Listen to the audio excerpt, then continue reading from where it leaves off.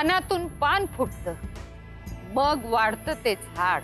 पण फक्त काही झाडच वाढतात, बाकी मध्यावरच खुंटतं. एक झाड खुंटायची वेळ आली आहे आणि एक वंश थांबायची वेळ आली. आत्याबाई, यासाठीच त्या भवानी माईकडे जायला माझा कायम विरोध असतो. अहो, तिच्याकडे गेल्यानंतर प्रश्न सुटत तर नाहीच, उलट दुसरं काहीतरी अंगावर येतं. हो, पण ती एकदा बोलली की बोलली, पण या वेळेला जरा जास्तच कोड्यात बोलली. एक झाड खुंटायची वेळ आली आहे आणि एक वंश थांबण्याची वेळ आली आहे. याचा अर्थ काय? मला वाटतंय आत्याबाई, तुम्ही आतमध्ये जाऊन विश्रांती घ्यावी. मी पाहतो काय ते.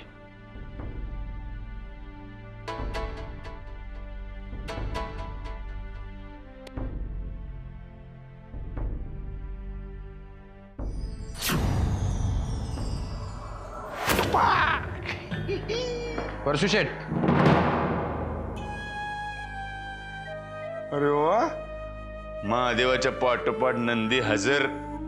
बरं झालं तुम्ही भेटलात, तुम्हाला फोनच करणार होतो. का माझ्या प्रेमात पडलात काय? लगेच आले आले फोन करता येते.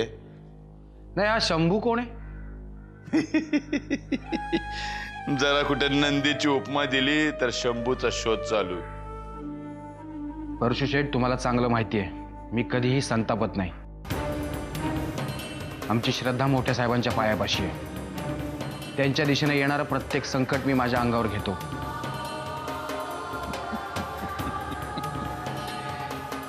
एवढे इमोशनल का झाले हो? काय झालं तरी काय एवढं? नाही, त्या शंभूला बऱ्याच गोष्टींची माहिती आहे म्हणे. नक्की कोण बृहस्पतीचा बाप आहे कळू तरी द्या. कुठे आहे तो? हाकलून दिला त्याला गावात नाही. गावातनंच हाकललंय ना, जगातनं तर नाही ना? का ते अर्धवट काम तुम्ही पूर्ण करणार आहे का? मला काय करायचं ते मी करेनच, पण एक गोष्ट लक्षात ठेवा, प्रकरण जरा नाजूक आहे. यामध्ये तुमचा हात नसलेला बरा, नाही तर माफी कोणाला नाही. मला लय काम आहेत, निघतो मी. पत्ता येतं ना? मी काय निवडणुकांच्या याद्या तयार करणारा कारकून वाटलोय सगळ्यांचे पत्ते लिहून ठेवायला? सापडला तर देन पत्ता.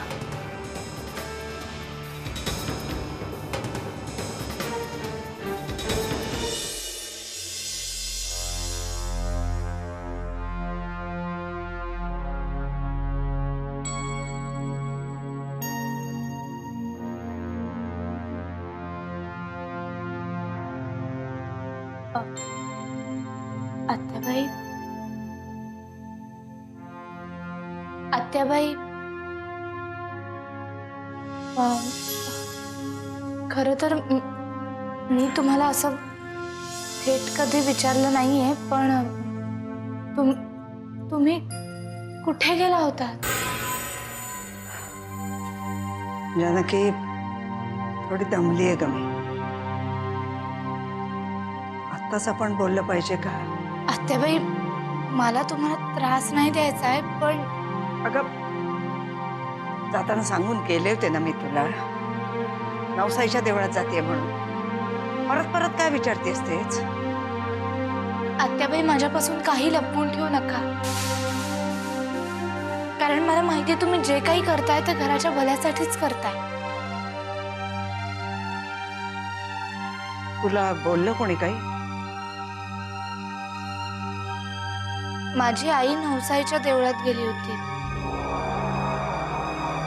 ती म्हणाली तिला तुम्ही कुठे दिसला नाही म्हणून.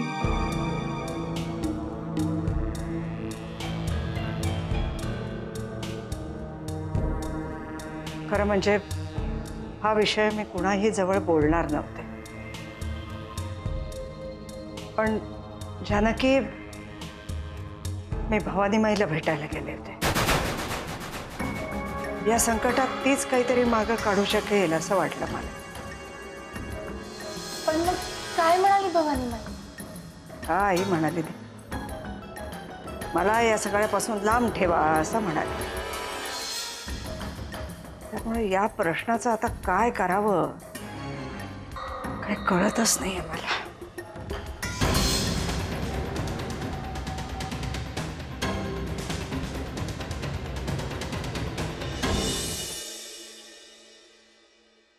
साहेब खास तुमच्यासाठी आणले बघा.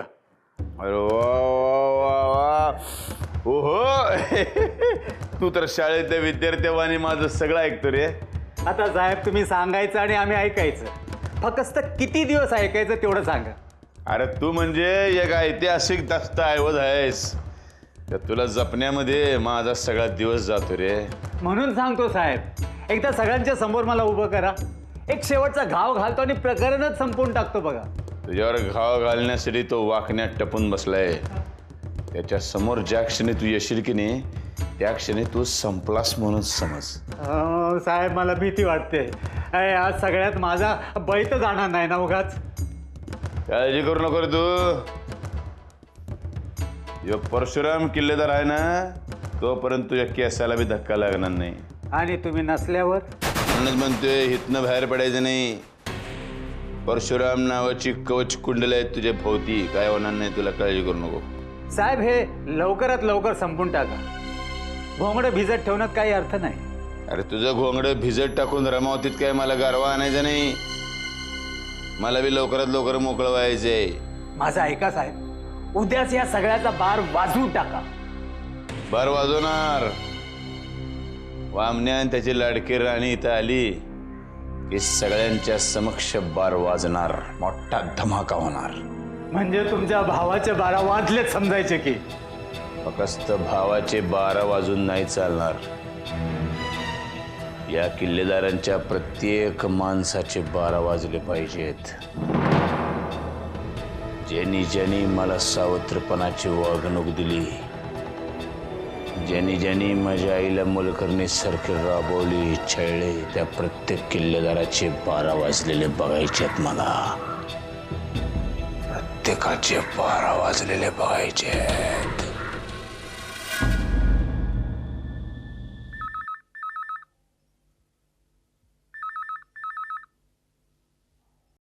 हॅलो. हॅलो आत्या. वामन. आत्या मी जानकीला फोन केला होता आणि ती मला जे काही सांगत होती आत्या ते कितपत खरं आहे? अरे बाबा हे सगळं आता फोनवर ऐकू का मी तुला? नाही तसं नाही आत्या. मी रमावतीला आलो की आपण सविस्तर सगळं बोलूच. पण तू तरी सांग मला हा सगळा काय प्रकार आहे? अरे माझं तर काही डोकंच चालं असं झालंय. कशासाठी आलो आणि हे काय चाललंय काय इथे?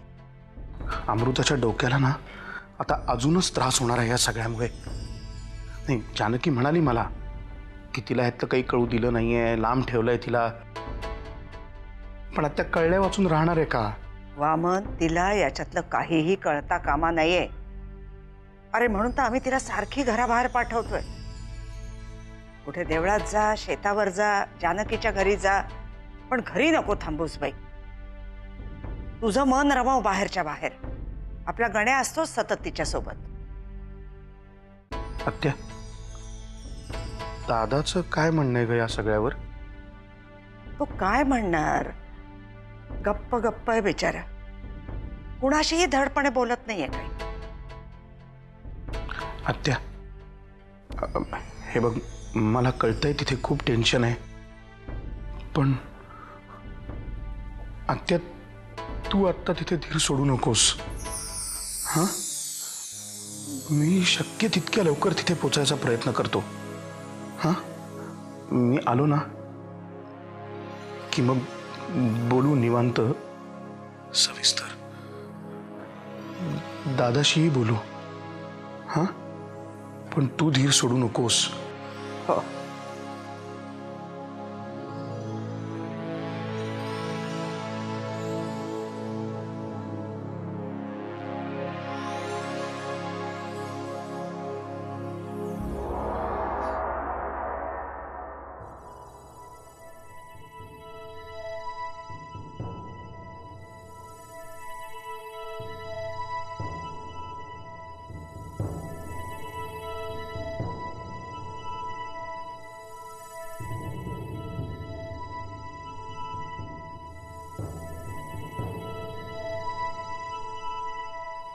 चिऊ कुठे आलोय आपण?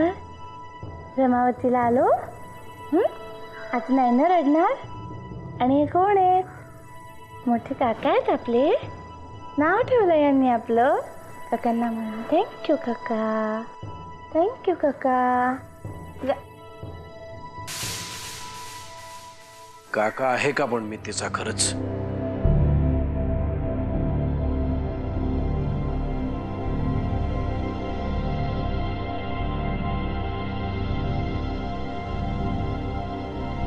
तुम्ही अजूनही तोच विचार करताय? त्याशिवाय दुसरा विचार नाही मला. आणि तू जितक्या वेळा हा प्रश्न विचारशील तितक्या वेळा तुला हेच उत्तर ऐकायला मिळेल जानकी. मला एक कळत नाहीये, त्या क्षुल्लक माणसांनी सांगितलेल्या गोष्टीचा एवढा विचार का करताय तुम्ही? शंभू कोणी क्षुल्लक माणूस नाहीये जानकी. खूप जुना माणूस आहे तो. बऱ्याच वर्षांनंतर आलाय. पण मला लहानपणीचं आठवतंय थोडं थोडं. माझ्या आई वडिलांच्या खास मर्जीतला माणूस होता तो. तो खोटं कशाला बोलेल? तो खरं बोलतोय की खोटं हे अजून ठरायचंय. मग आता काय करू मी? त्यासाठी एखादी समिती किंवा आयोग नेमू? केव्हा तरी काहीतरी उत्तर मिळेल. खरं तर जानकी मला या सगळ्याच्या खूप खोलात शिरून सगळं सत्य जाणून घ्यायचंय. पण त्या सत्याची भीती सुद्धा वाटते. इतके वर्ष किल्लेदार हे आडनाव मिरवून महाराष्ट्रभर माझात फिरलो मी. इतका मान मिळवला आणि आता कळतंय ते आडनाव माझं नाहीच आहे. माझी काय अवस्था झाली आहे याची तुला कल्पना नाहीये जानकी. हे बघा, किल्लेदार हे आडनाव तुमच्या जन्मापासून तुम्हाला चिकटलंय. पण त्याच्या आधीचं जे नाव आहे ना, ते तुम्ही कमवलंय स्वतःच्या कर्तृत्वावर. त्यामुळे किल्लेदार या आडनावाला जितकं महत्व आहे तितकंच त्याच्या आधीच्या नरसिंह या नावाला सुद्धा. तसं जर असेल तर ते माझ्या आई वडिलांच्या कृपेमुळे.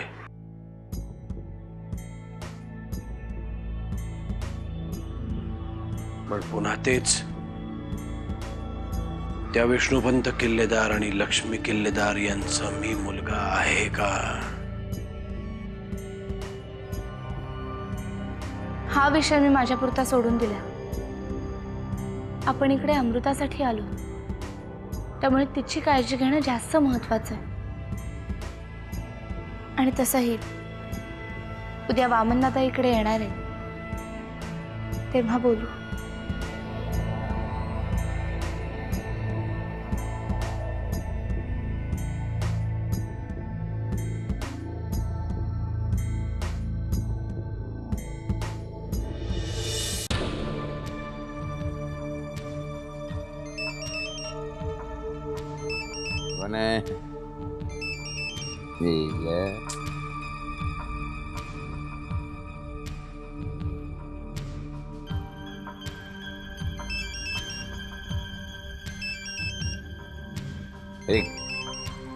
काय आपल्याला एक बायको आहे, इकडं या घरात एकटीच आहे आणि तिला हे घर खायला उठलंय. याची काही कल्पना आहे का तुम्हाला? बोलून झालं तिथे फोन ठेव. अजून बोलायला सुरुवात पण नाही केली मी, लगेच फोन ठेवू का? तुझा फोन उचलला हे नशीब समजायचं आणि फोन ठेवायचा. माझा जीव चाललाय इथे एकटीचा. अगं तुझीच इच्छा होती ना किल्लेदारांच्या घरांवर राज्य करायची. मी एकटी आहे, एकटीच राज्य कर. मला नको ताप देऊ, नाहीतर समाधी बांधन तिथल्या तिथं तुझी. अहो असं काय बोलताय तुम्ही? मग गच्चीवर जा आणि जीव दे खाली. मग तू बी सुटशील आणि मी बी सुटन. अहो असं काय अभद्र बोलताय धनी? मी काय गुन्हा केलाय ते तरी सांगा मला. माझ्याशी लगीन केलंस ना, ह्यो मोठा गुन्हा आहे तुझा. हे बघा, माझी जी काय चूक झाली असेल ना त्याच्यासाठी माफ करा मला. पण मला असं एकटीला सोडून जाऊ नका बघा. ये सारखं काय लावलं एकटी एकटी एकटी? तो बोडके असेल की तिथं खारी खात, त्याच्यावर तू बी बस आणि खात बस खारी. हे बघा, मी पण तिकडे निघून येईन, लक्षात ठेवा. ये नाही, या लोकांनी तुला बांधून ठेवले ना इकडे, तर मग बघस तू. अहो अहो पण ऐक,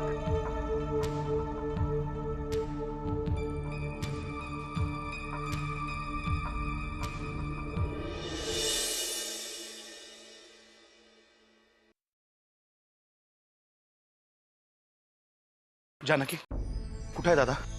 अहो आधी आत तरी चला. आल्या आल्या सुरू झालं तुमचं दादा दादा. प्रसंग काय आणि आईल्या प्लीज, मी बोलतोय ना, मी बघीन.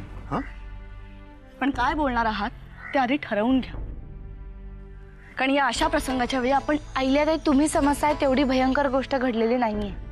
जानकी, हे दुःख तुला नाही कळणार. खानदानी माणसालाच हे दुःख कळू शकतं. बस दादा कुठे आहे? मला आत्ताच्या आत्ता त्याच्याशी बोलायचं आहे. ते वाकनीस काकांबरोबर गेलेत, कारखान्यावर गेलेत, मीटिंगेत म्हणाले. पाहिलं, इथे सगळ्यांची कामं सुरळीत चालली. तुम्हालाच भारी पुळका. ठीक आहे जानकी, दादा आला की मला लगेच सांग, तोपर्यंत मी आत्याशी बोलून घेतो. तू आलीस तरी चालेल. चल. आणि अहिल्याताईंची सोय? जानकी, तुझ्याही आधी 10 वर्ष येते मी या वाड्यात, त्यामुळे माझी व्यवस्था मी करेन. नाही एकमेकींची नीट बोलतायत तर नका बोलू. हा चला.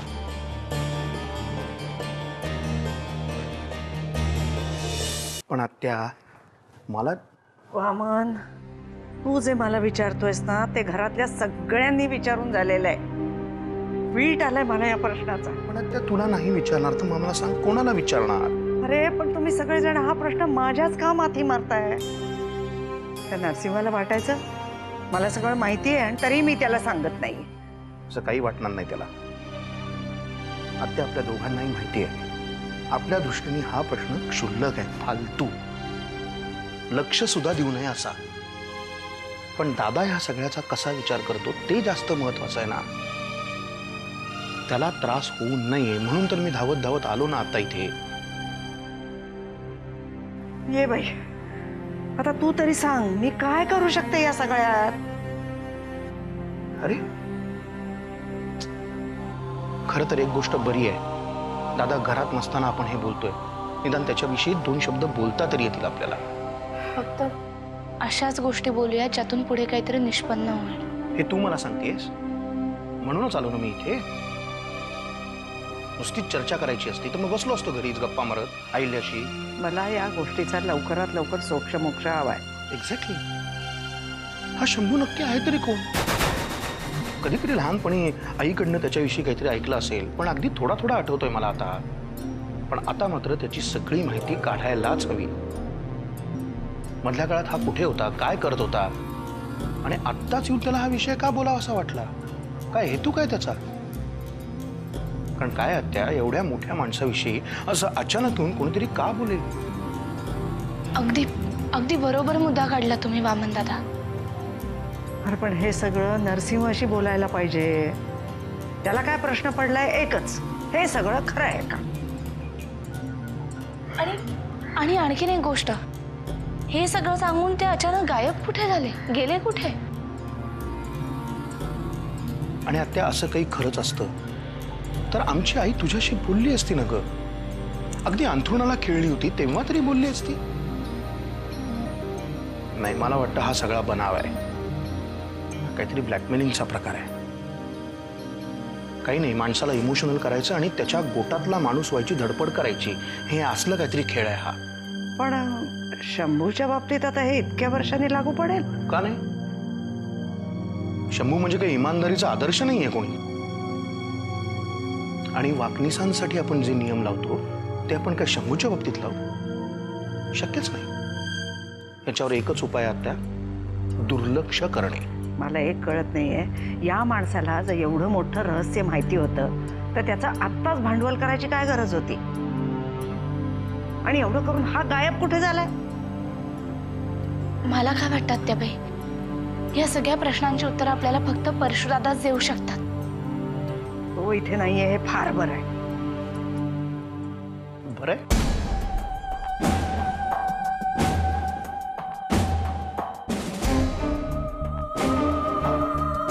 आत्या, परशु इथे का नाहीये असा प्रश्न पडलेलाच नाहीये का कुणाला? हा, खरं तर ही अशी लबाडी म्हणजे त्याची खासियत आहे आत्या. मग आपण ही चर्चा इथेच थांबवूया. अगं भलतीकडे चालली आहे. मुख्य म्हणजे या सगळ्यात मी काहीही करू शकत नाही, हे मोठं दुःख आहे मला.